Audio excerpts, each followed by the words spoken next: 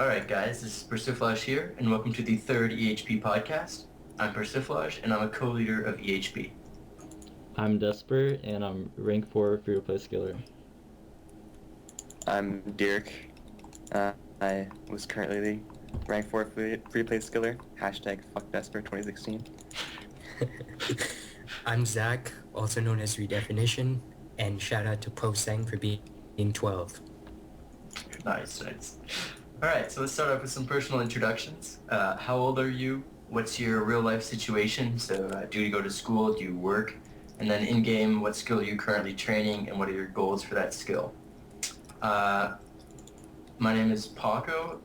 I'm 17 years old. I'm going to university for computer science, and I'm currently training smithing with fishing on the side. 154 mil smithing experience. Nice. I'm Desper. I'm 17 years old. I'm currently a junior in high school, and I'm fishing till 200 mil. My name is Derek. I'm 21 years old. I'm kind of unemployed and not going to school right now, but I'm planning on going to school in September. I'm training basically runecrafting and dungeon right now, but I'm going for max everything eventually. I'm 20. I go to school for accounting. I'm in my second/third year of university. I work on the side as a tutor. Don't make fun of me. Currently I'm cooking and dungeoneering-ish, and I don't really have goals for them. Nice. Alright, so let's jump into some controversial topics that have been in the spotlight recently. So the Clan Wars method was recently discovered by a few curious free-to-players, and they've been reviewing the quote-unquote validity of the method. So do you think killing alts in Clan Wars is a violation of the alt account rules? Go ahead. Yeah. Sorry. Sorry. It's you. Sorry, I thought I was 3. You go. No, I don't think it's a violation, but I'm a skiller, so this method doesn't really connect with my account, but I do think that this is a legit way to train your stats. I think the same thing. It's a bit like sketchy because obviously Clan Wars isn't meant to be a training place, probably. I don't know, but it doesn't really break any rules because you get the same experience rates whether or not you're multi-logged there or you're killing friends. So in terms of an advantage, there isn't one. I don't think killing alts in Clan Wars is against the rules. Basically, the multi-logging rule is saying that like you have to be like abusing game mechanics or like rigging the result of a mini game. And I don't think really killing people in Clan Wars is a mini game. There's no really reward you get. Like you can't win or lose Clan Wars. You just kill people and you get experience. So in that way, I don't think it's really against the rules. But I wouldn't be surprised if someone did get banned. Like, yeah, I could see Jagex banning someone for it. Yeah, I'd agree with everyone else on this. There's not really any advantage you obtain by using alt accounts. And like Derek said, you're not really exploiting, the result of the minigame. You're exploiting the fact that you can get combat experience from killing people. And that's not a minigame mechanic at all. In addition, once they made these rules for alternate accounts, right off the bat, it's going to be too hard to differentiate between different ways that you can use alts and whether those ways are allowed or not. It's basically an all or nothing rule because Jagex probably won't take action against anyone that's may or may not be breaking the rules. It's a touchy subject, but I think it's fun. All right. There's been a lot of talk about removing players from the free-to-play high scores based on prior offenses and various accusations. Do you think this is fair? This is kind of a big problem in the free-to-play community, and we talked about this a bit in podcast 2 about It's Arceus and how his main account was banned, and then when he came back on a new account, he carried along that prior accusations that, oh yeah, he bots, he account shares, whatever, people don't actually know why he was banned, so they're all making it up. But it really comes down to having sufficient proof about players, and that's, the basis, that's it. I mean, if you have proof and you can prove it, then yeah, their account should be looked at by the people in charge of the high scores, and the free-to-play community as a whole should shun them, like we did with Dave Champ. I mean, there was proof, the correct authorities were shown the proof, and then he was removed from the high scores, and now we all know that he bots. So, yeah. I agree with that it's all about the proof.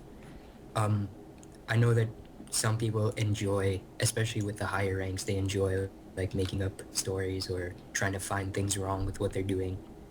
But at the end of the day, it's about the proof. So if there's no proof for removing someone, like for somebody breaking up, I don't think the ban should carry over. Right. Sorry?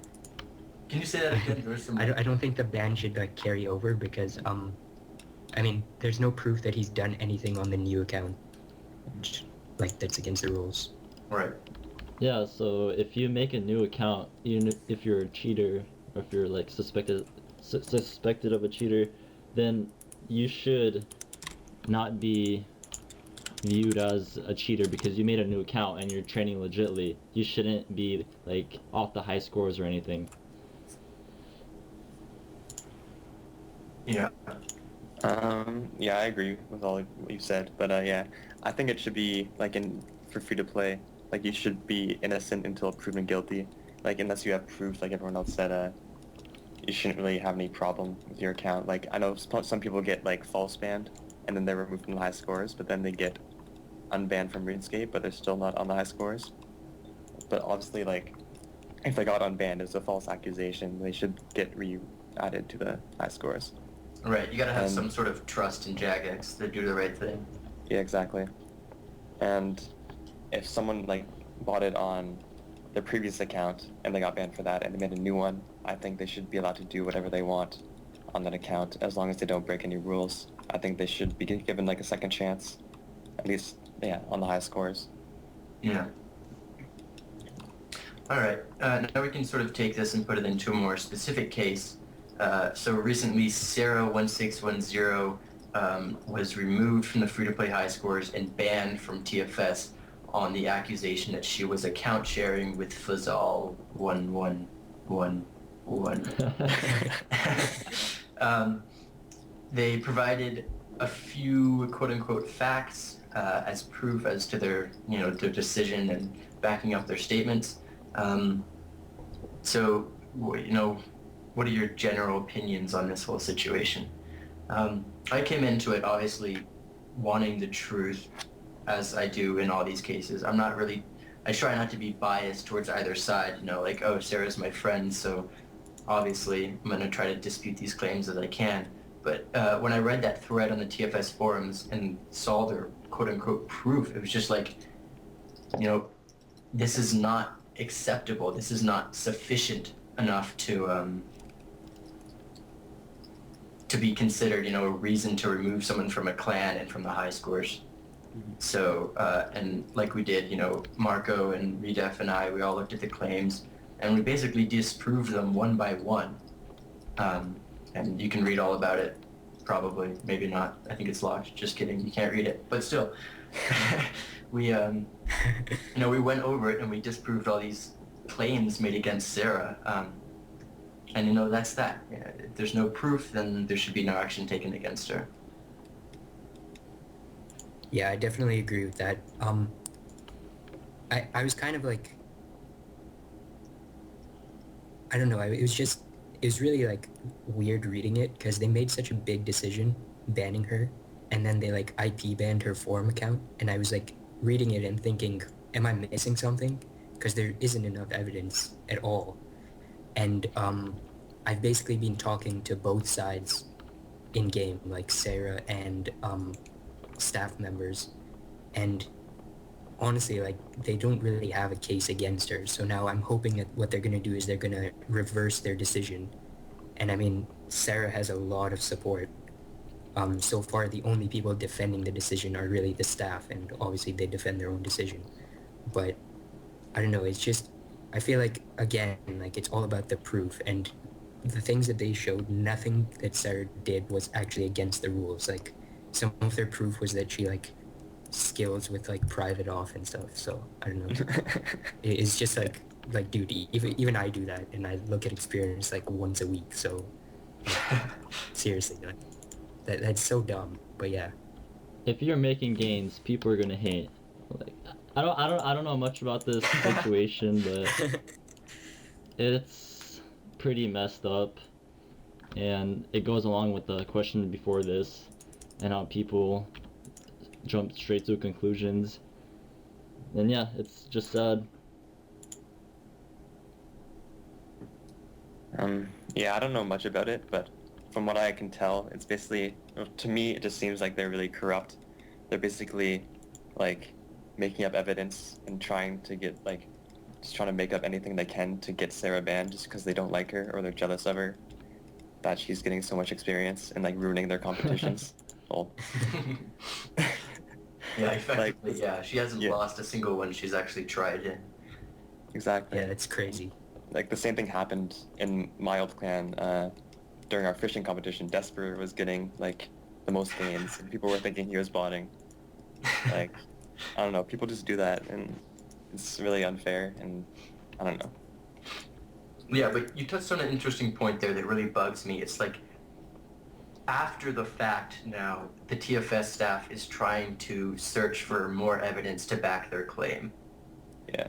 And that's unacceptable. I mean, like, find that evidence beforehand. Don't make these accusations and then, like, oh, wait, I'm still looking to, back up my claim with actual factual proof. It's immature in a way, I guess. It's not a logical way to conduct accusations. Yeah, I think it's just horrible. But yeah, hopefully she'll get back into the Hopefully high she gets scores. Yeah. Anyways, continuing on with this sort of topic about removing people from the high scores and the validity of accounts. Syzygy, a well-known free-to-player, was supposedly hacked and got members. Do you think he should still be considered pure free-to-play because of the scenario and his status in the free-to-play community? So basically what happened is apparently he lost access to his account. We actually haven't heard from him as far as I know. And I think they used a single bond, I think. And his membership actually ran out, I think, yesterday. So right now he's not a member. I think if he can prove that he didn't gain any experience or didn't use the account for the entire duration, then I think he should be considered being added back. But if he's unable to, then I don't think so. And so far we haven't heard from him in like 2 weeks. So, I mean, it's not looking good for him. Yeah. Yeah. Yeah, I'm not sure why he hasn't said anything. Like, if I was him, I probably would have posted some stuff at least, like raging or something. I don't know. But in my opinion, I don't think he should be added back. I think he got hacked and that was his fault. I think he should have been more secure with his account, and if he was, then none of that would have happened. But it's kind of hard to tell what exactly happened. We don't really have much information, but from what I can tell, he was hacked, and yeah, I don't think he should be added back. I have mixed feelings on this because, yes, he was a part of this community for a very long time, well before I started my account. But, like, yeah, there's like two sides. Either if people get hacked or something and they get members, some people wouldn't think that they're pure free-to-play, but others would think that it's just like a sad situation and he should get back on the high scores. But personally, yeah, I go with Derek. It was his fault. He got hacked, and he shouldn't be on the high scores.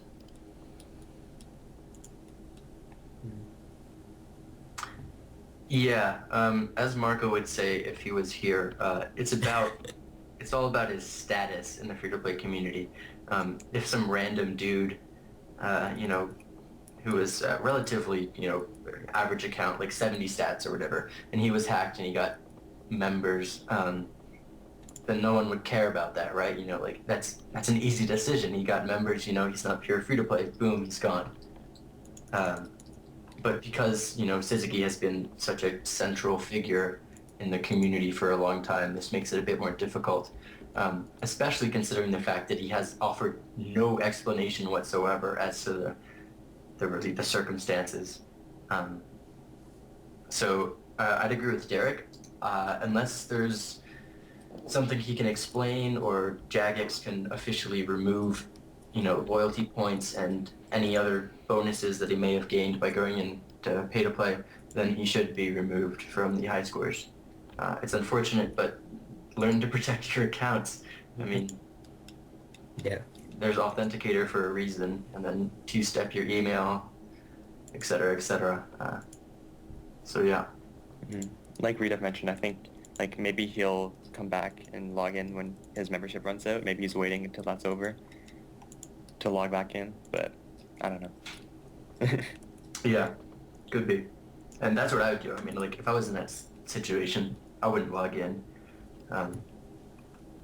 And I don't think he's gained any XP in pay-to-play, so we'll have to check that. I don't even know if he's logged in since he got pay-to-play, but we'll see how it goes. Yeah. All right, moving on. Many skilling methods abuse, or as I like to say, they take advantage of game mechanics. Some examples are scattering an ash and burying a bone in one game tick, the Clan Wars combat method, and using the reindeer hat to speed up fishing and woodcutting, which is mainly in 07, but still relevant. Do you think that this is unethical, or is it simply a smart way to play? It's definitely a smart way. I think it takes a lot of, I don't know, maybe it's just random chance or luck, or it takes a lot of, I guess, testing to find these methods out, I guess. Like, it's pretty intense, like, clicking, like, doing the reindeer hat, the 3-tick fishing, or whatever it is. It's pretty crazy. Or, like, yeah, all these different methods you can do besides the normal one just to make it, like, better experience, and I don't know. I think it's definitely a smart way to play. It's definitely a harder way to play, so it's more reward for more effort, so that's good. But I don't know, it might be a bit unethical, in my opinion, just because it's not really how the game's supposed to be played. But I guess if it's possible, then it's not a big deal. I guess it's all how you think about it, or some people might not like it because it's, I don't know, it's too much effort. Right. People are too lazy to do it, so they just don't want any other people to do it. Yeah, I'm pretty sure Jagex didn't know that in the future these methods would be like the top way to train for XP an hour. But like most of the like tick abuse methods are for old school RuneScape, not as much for RuneScape 3. And it's definitely the best way to train for maximum efficiency, and I like the methods. Yeah, I agree. As long as it's not like a bug, like as long as it's not bug abuse, then it's perfectly fine.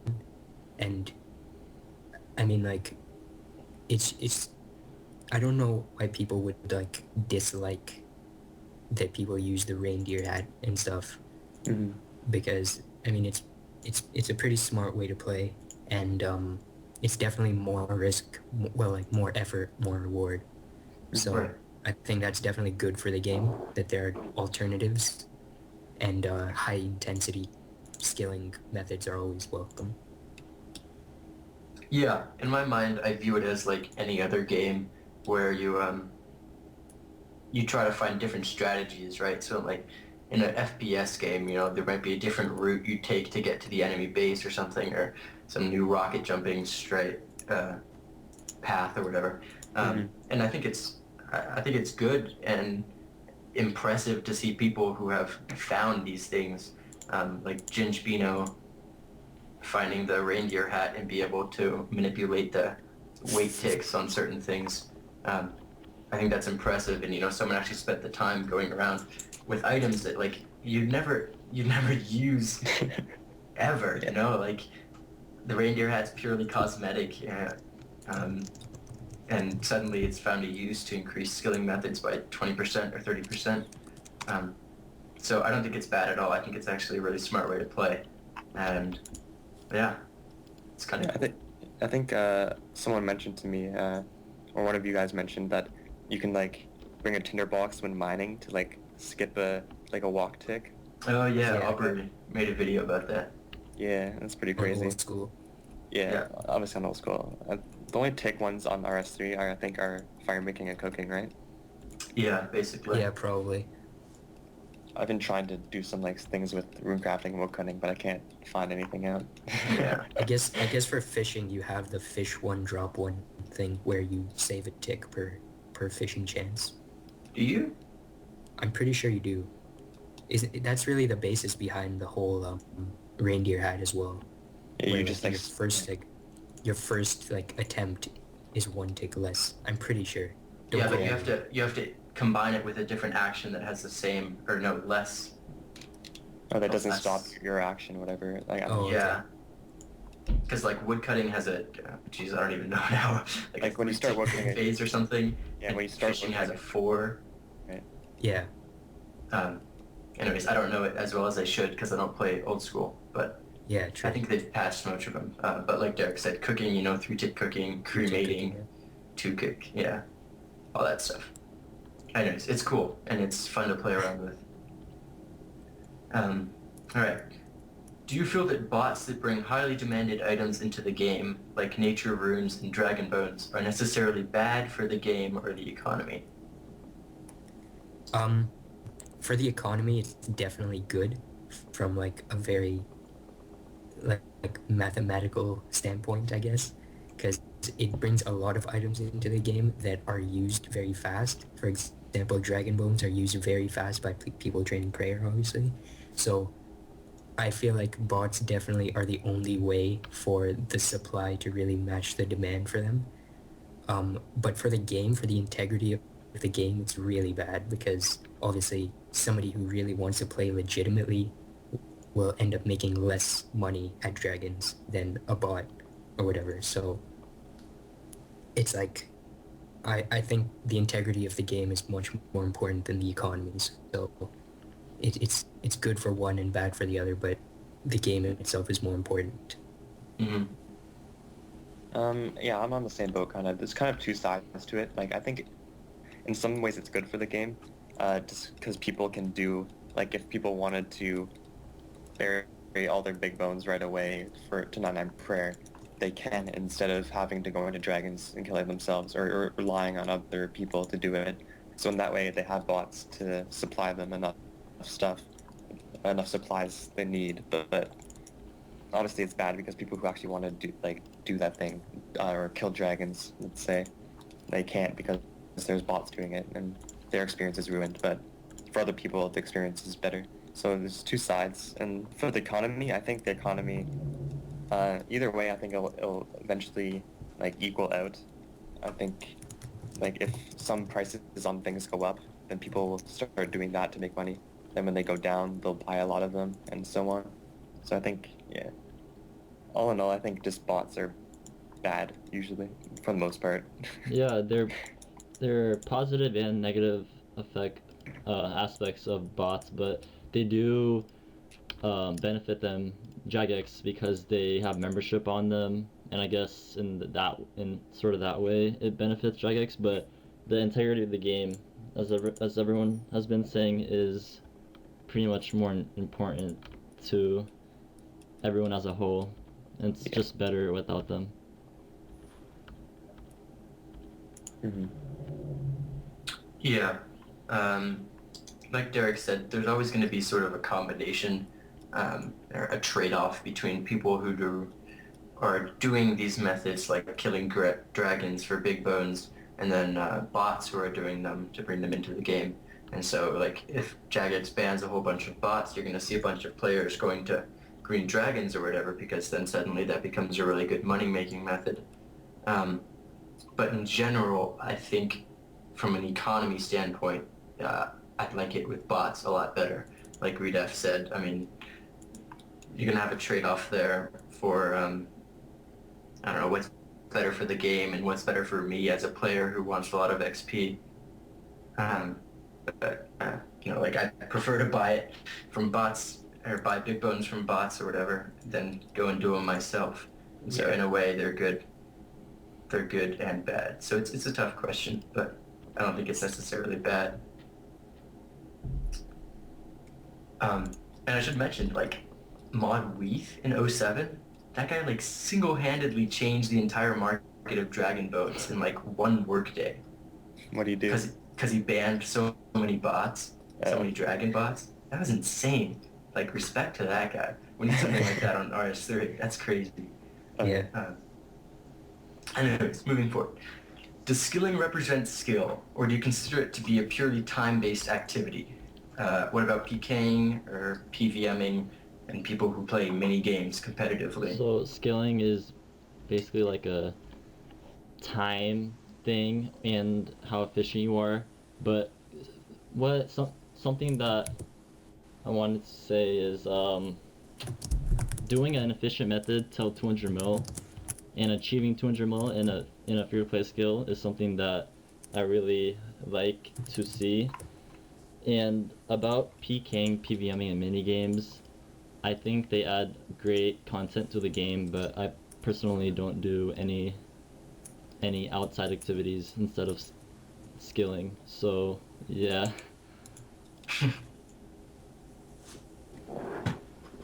Yeah, I'd agree. For the most part, skilling is time put into a skill, right? Like, the more you play, the more you're going to progress. But there are some exceptions to that rule. Like Desper said, high-intensity skilling, or doing methods that aren't necessarily easy but are higher reward, like doing bond lining to 200 mil fire making. That's an impressive achievement in my mind, rather than, like the 20 people or whatever who have done it by bonfiring U's in World 29 GE or whatever, which is just time put in, there's no effort. One of the easiest things in game. But that being said, most of it is time. And unfortunately, the methods that we have in RS3, putting more effort in doesn't necessarily mean more reward, just because of how the game is structured to be around giving high reward with little to no effort. That being said, PKing and PVMing and people who play competitive minigames, that is one of the aspects of RuneScape that really does require skill. And I can't say that I've ever done any of those three a lot or well, but respect to people who do, because that actually does take thinking and skill rather than just grinding it out. Mm-hmm. I have the same philosophy as these guys. Skilling, for the most part, is time-based, but there are many exceptions. One thing that really does take a lot of skill is when people alt-scape and they're actually still efficient on both accounts. Like Persiflage superheats on Who's one that? account. Sorry? Who's that? Who is that? Who's Persiflage? I don't know. That guy... Oh my god, that mic lag. Sorry. It's like someone slowed down your voice and chopped it up, like DJ or something. Sorry, okay. Are you back? Next person. I think we lost him. That's alright. Okay. Alright. Yeah, I'll go. I think it does take some amount of skill. Like, for the most part, it's basically just how much patience and, how much attention you can have. But I think when you define, like, a skill, it's something you can be good at, something you can do well. I think you can be better at a skill in RuneScape than someone else. Like, you can, like, know more about it. You can, like, know the better methods and just have better attention, more patience. I think that does take a little bit of skill. And definitely dungeoneering, if you count that as a skill, it's kind of like a mini game and a skill. But I think that's one of the few things that does take a lot of skill. Like, there's so much there's so much you have to learn to be able to do it well. And like, I've been dungeoning for 2.5 years or something like that, and I still haven't learned everything. I still have a lot to improve on. So it just shows like how much skill it does take. And the same goes with PVM and PKing. There's so much to learn, so much new methods you can like try. Exactly. Yeah. takes repetition, I guess. Yeah, dungeoneering is, so dynamic. There's a ton of thinking that goes into that. So that's definitely should be included, with one of the things that does take skill and requires a lot of practice to be good at. Yeah, definitely. All right. So going along those lines, what do you consider to be an impressive achievement in RuneScape? This could be in general, like getting 200 mil in a skill, or some specific example. For me, I find the PVM-related aspect of RuneScape to be really, really impressive. Specifically, there was a video from the clan PVM Addicts with two members, Many-Faced God and Milordo Z, who both spent like 2.5 hours of concentrated killing, to fight and duo Yakumaru, the Raids boss, which usually requires 10 members or whatever to take down. So doing it with 2 is very impressive. But also things like dungeoneering records, where, admittedly there is some luck involved, but it's a lot of thought and, planning ahead. I think that's cool, and I'd like to be able to get into that mindset at one point with practice. Nice. Sorry, I was just talking to myself. You go ahead. In pay to play, I agree with Percy, PVM, and I guess mini games in pay to play, but in free to play, I think getting consistent XP or 200 mils is very impressive.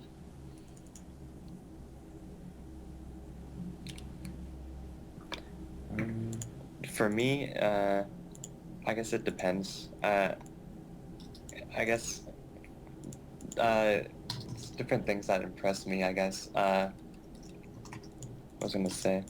There's things that people haven't really done before. Like, I don't know, if someone gets like the 200 mil in something, like an old school, for example, that Acid Soul guy who got 200 mil mining, doing granite, he did it in like the first year.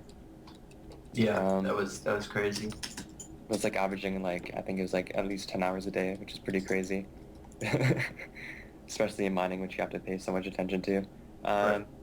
But there's also things, I don't know, things that have devalued a lot. For me, like 5.2 bill in members has lost its value a lot. Like, there's so many people who've got it so far that it doesn't really seem like a big achievement anymore. I don't know what it feels like to people who actually go for it. It's probably pretty good, but I don't know. I guess anything in free-to-play as well would be pretty impressive to me, and like any 200 million free-to-play, besides like, I don't know, fire making, if you just AFK it, or like, sorry. But yeah, basically all I had to say. You back, Zach? I agree with that. Yeah, I'm back. Sorry about that. I disconnected like 69 times. All good. For me, skill is like dungeoneering mostly, because there's a lot of decision making in that, and there's a lot of pressure in the floors. Right. So I think that's like dungeoneering records are really like some of the hardest things to get. Also, like, if any of you play the Great Orb Project, that's a really fun mini game that's really difficult to get good at. Mm-hmm. So I know there are people like IC001 who's the best in the game at that game. Literally, he has the best scores, and he's like, he knows like everything about it, like all the ticks that it takes for each angle, etc. Yeah. So things like that are really good achievements in my opinion, because not only is it like an achievement, but there's room for other people to beat it eventually. So yeah. Yeah, it gets more people doing that thing. More people trying to get better, yeah. Yeah. Yeah, okay. Next question. The high-level 07 skilling community was highly disappointed with the release of Zeah and Soul Runecrafting, expressing that the runecrafting method was not at all the high-effort method they voted for. Further updates like fire pits and a farming outfit threatened to bring out more skill devaluing methods. So what do you think is going to be the future for skilling and 07 in general? Yeah, I'm pretty disappointed in the 07, team. Like, they made 07 Scape just because people were complaining that RS3 was too easy and they wanted something more challenging, but now they're bringing out updates that make the game a lot easier. So I think that's pretty, I don't know, pretty poor on their part. I think the future, I think eventually just seeing these updates, eventually, 07 is just going to be like RS3 is now today, maybe like Legacy, how Legacy is today. Like, they're not going to add an action bar, but they've already done like the GE and like all these different updates that made it easier. Like even Zulrah, even though it's a pretty like hard boss to do, it just makes like once people get good at it, it just makes all the other like I don't know mining for pure essence like so easy because it gives so much like resource drops. Right. Like, I don't know. And people can just do that instead of doing other things that are like harder, you know. Yeah, it's like sort of that cave crawler situation back when Suomi was doing 200 mil runecrafting, where you're training the skill by not, basically training the skill by not actually training the skill. Yeah.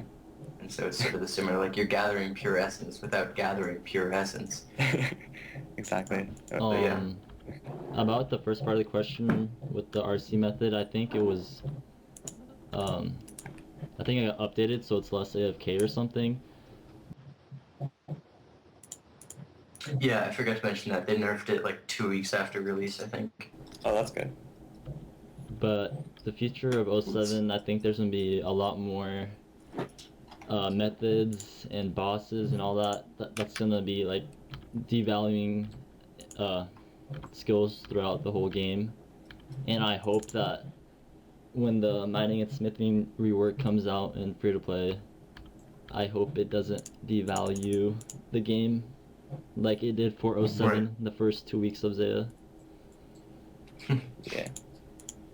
Yeah.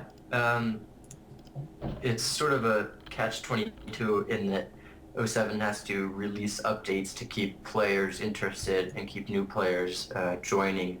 But at the same time, that ruins, the integrity of what the game is supposed to be. It's can't legitimately call it, 07 Scape. That's not how RuneScape looked back in 2007. No.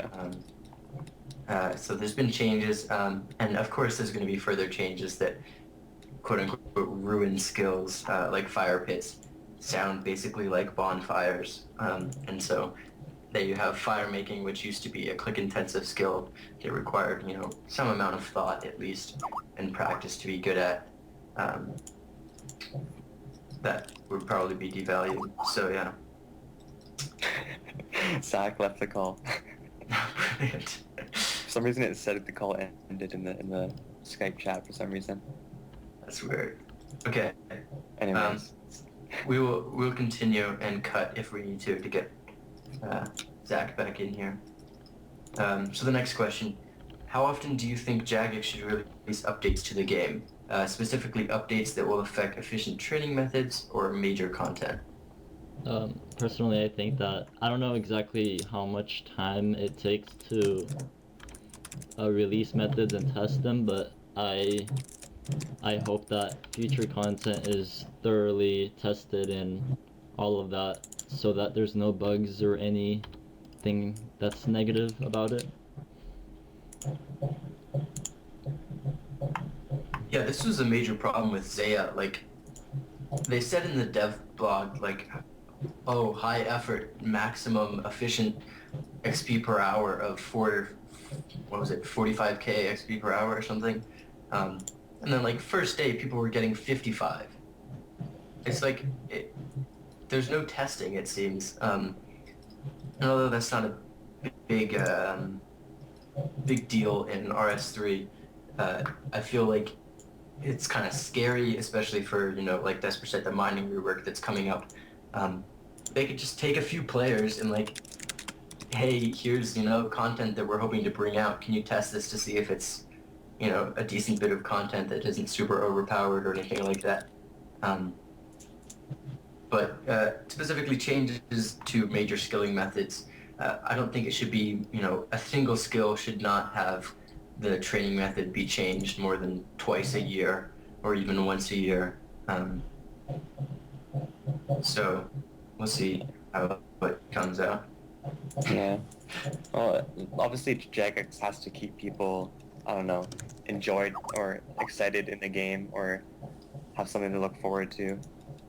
But I think they already have that enough with like Treasure Hunter.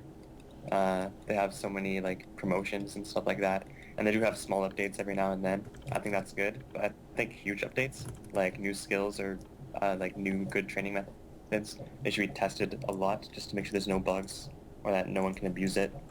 Like, like with the quest release for RuneScape, like the tutorial island quest or whatever. I don't know if they intended for free-to-play to be able to do that fishing D&D minigame, but we still can do it and get like 200k experience in like a minute every now and then. So it's pretty crazy.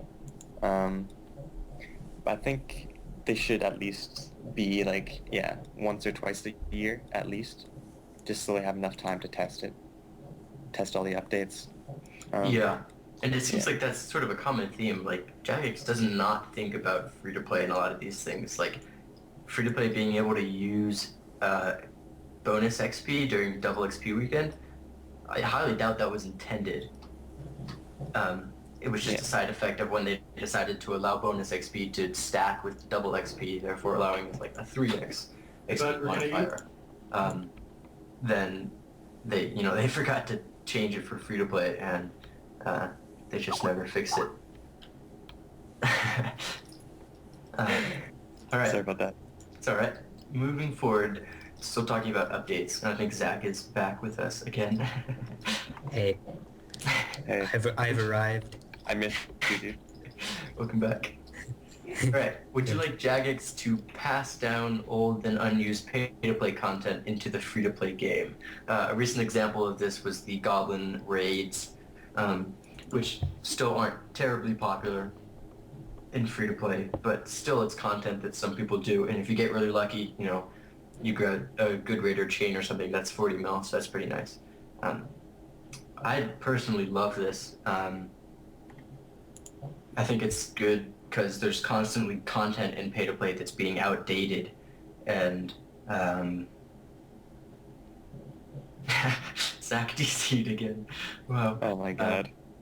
And so that content that isn't really useful or being used in pay-to-play should just be passed along to the free-to-play game. I mean, it keeps consistent free-to-play updates coming without any sacrifice to dev time, really, because the content's already been created. And it means that new players can come in and have new content to enjoy in the free-to-play game. So that's nice. I think it's a good idea. Yeah. I think I agree. I think they should pass down. But it depends on what the content is. Like some dead content in members could be dead content in free-to-play as well. Like the game zoom I think someone was mentioning before. Like it's in free-to-play now, but still no one uses it because it's just pointless and it's not fun and gives no rewards. But I think stuff like Goblin Raids, I think Goblin Raids was a great example of something because it's pretty fun, I guess, but I think the main reason people do it is to get like the armor it drops. It's a good money-making method, sort of. And the armor that you get is like tied as the top tier, or is the top tier armor. Yeah, it's the best. Yeah. Well, definitely the armor, but the weapons I think are tied with. With grab. But anyways, yeah, I think they should do more of that, but make sure that we get some rewards in free to play that are useful, and not just like crappy member stuff. Yeah. Right. I'm still here. Yeah. Okay, good. I missed what you guys said because I was disconnecting, but in terms of content coming down to free-to-play, I think they need to think about it more than they might do right now, because sometimes they bring really like boring stuff that nobody uses, that's just like nobody even knows it's free-to-play because it's useless, like the games room. But then again, as Derek just said, Goblin Raids are pretty fun and people really like them. Another thing is when they did the ninja fix for the ninja spotlight for Fist of Gothics, they brought battle robes to free-to-play, which are the new best in slot. So I think that was pretty cool. And I think as long as they think it through and make it like meaningful, then it's cool. Yeah. I forgot, like, even Mystic Robes, that slipped my attention, but that was a nice pass down. Yeah. Except they still fucked it up, kind of. Yeah, they did, but still. They tried. I wouldn't probably use any of the old content that's passed down, but I like how the content is passed down because it would promote more players and whatnot. But yeah, personally, I don't see myself using any of the content. What if it was influencing the training methods? Well, yeah, that's obvious. I would. Like if they made fishing trawler or something free to play, you can get the outfit and stuff. That'd be pretty sick. That would be nice. So still talking about updates. What is your overall opinion on the Ninja team and its recent chat function update? Which isn't too recent anymore, but at the time this was written, it was recent.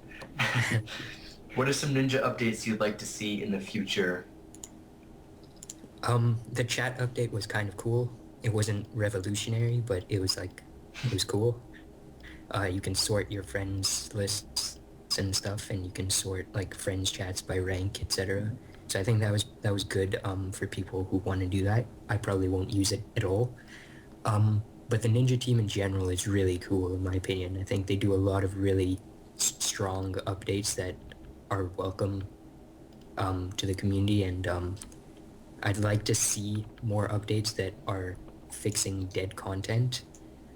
So they tried to do that with the Ninja Spotlight for Fist of Gothics, but they didn't really fix it.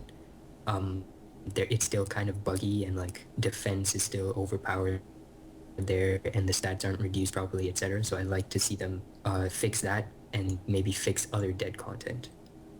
Yeah, it's a good idea. Yeah. In my opinion, the Ninja team is probably my favorite update team on RuneScape. Just like whenever they post like the patch notes, I always scroll down to the Ninja updates first because they're always the most interesting and at least most relevant to me in free to play. I really like the chat function or the chat update because running the friends chat L0 F2P, like I can just sort the chat by name, and it's easier to see like inactive people and to like sort out the clan members or the friends chat members and just like remove people that aren't active. It's a lot easier in my opinion. Some Ninja updates I'd like to see, I guess anything to do with dungeoneering would be cool. Definitely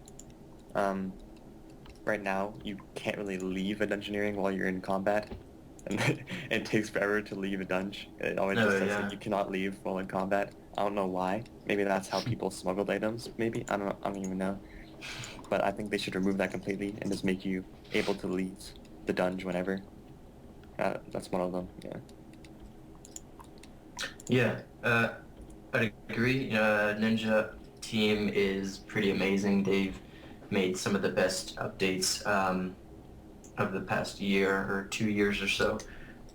So I'm glad for that creation and Jagex' decision to, sort of set apart a team to focus on these updates. And surprisingly do a lot of stuff. Like they do all the holiday events and, along with all these other little patches that you can see in the patch notes.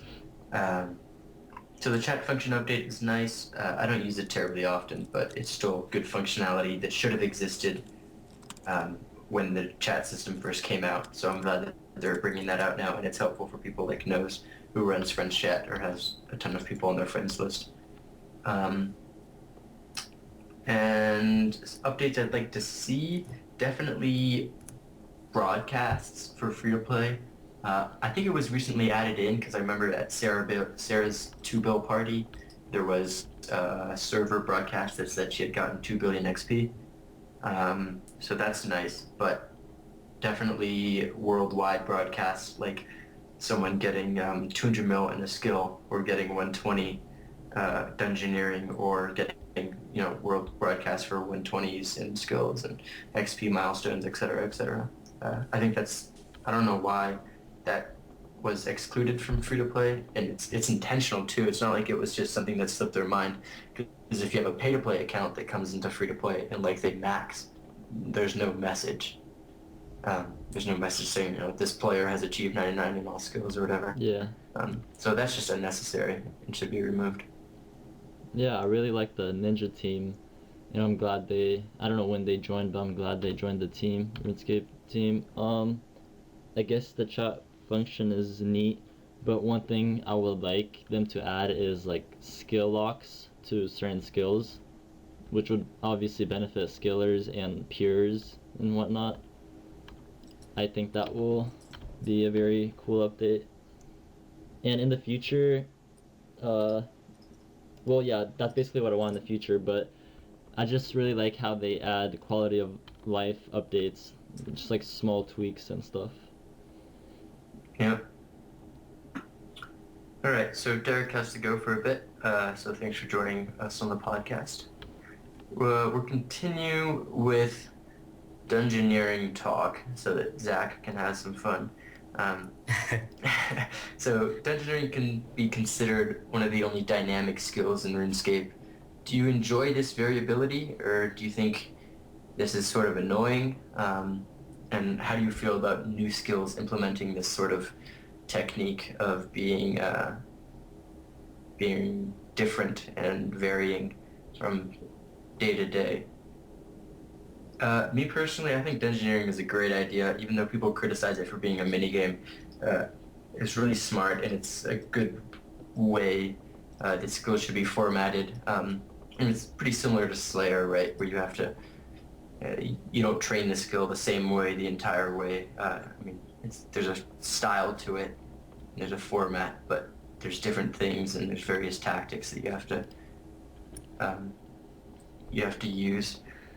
So I'd say new skills that come out. I mean, Evention is coming out tomorrow, and I don't think it's really going to be as dynamic, I guess you could say, as dungeoneering, but we'll see because I haven't actually looked into it that much. But I'd say a good mix between dynamicity, is that a word? I don't even know. Being dynamic and also being sort of repetitive and grindy, because we all like to sit down and grind skills for a while. Yeah, dungeoneering is a very dynamic skill. I hate people who say, oh, dungeoneering is a minigame and I'm not going to train it, because that's just ridiculous. Dungeoneering is fun. Once you learn and you're good at it, it's very fun. And personally, I like dungeoneering, but I wouldn't like to see skills like that in the future. I would just like dungeoneering to be dynamic as it is just right now. And yeah. For me, dungeoneering is my favorite thing in the game by far. Nothing really matches it. There's a lot of like hidden treasures in it. Like you learn different tricks for different puzzles, or you learn. Rip. I think we lost him. Just Rip. move on to the next question. Yeah. What you're saying is true. There's a lot of knowledge, like hidden knowledge, things you need to know, like, and there's tons of threads on the forums. I don't know half of them, but I mean, Desper probably knows more than me, but like, finding what kind of dinos are on the critical path and stuff, like, yeah, it's a very interesting skill. It's very in-depth. All right. Can you guys hear me? Yeah. Yeah. Okay. All right, so we'll wrap it up on this question. Would you like to see a free-to-play max or achievement cape? This could be really any of the achievement capes, like skill capes, 120 capes, milestone capes, etc. Do you think Jagex would ever consider implementing this? I would love something like this. There's a picture that this guy on Twitter, I think his RSN is Michael. He made this free-to-play max cape sort of in a design as a 120 cape, and it looks so nice. So I'd love to have that, something like that. But I'd really settle for any of these. I mean, we talked about this before about skill capes that aren't really that interesting, or not really a mark of too much achievement in pay-to-play nowadays. And so putting skill capes into free-to-play or 120 capes would be overkill a little bit, but it would still be really nice recognition for achievements. Yeah, I like 120 capes with the particles and stuff, but the these kind of cape updates would never make it to free to play, so I just don't really think about it or care about it. Yeah, unfortunately. I like 120 capes as well. I would wear them if they made them free to play, absolutely. But in terms of a max cape for free to play, I don't think that would be a good idea because it would probably be obtainable by members as well if they maxed all free to play skills, so it wouldn't really mean anything. Right. For like, I doubt they would make it specifically for people who have never been a member, right? So I probably wouldn't like that, but if 120 capes came to free to play, that would be fucking brilliant, to be honest. That'd be amazing. That'd be great.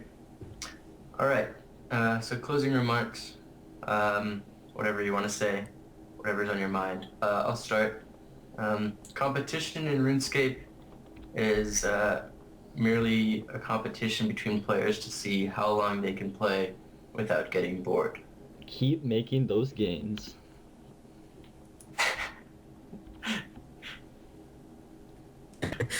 Sorry. All I want to say is hashtag fuck Desper. Wow. Hashtag fuck Desper 2015. Damn. I hate Harsh. Sorry. So strong. All right. Well, thank you for watching the third EHP podcast. Sorry for some of the technical troubles there. If you have any suggestions for the fourth one, leave them in the comments below or PM us or join our friends or clan chat. Just EHP.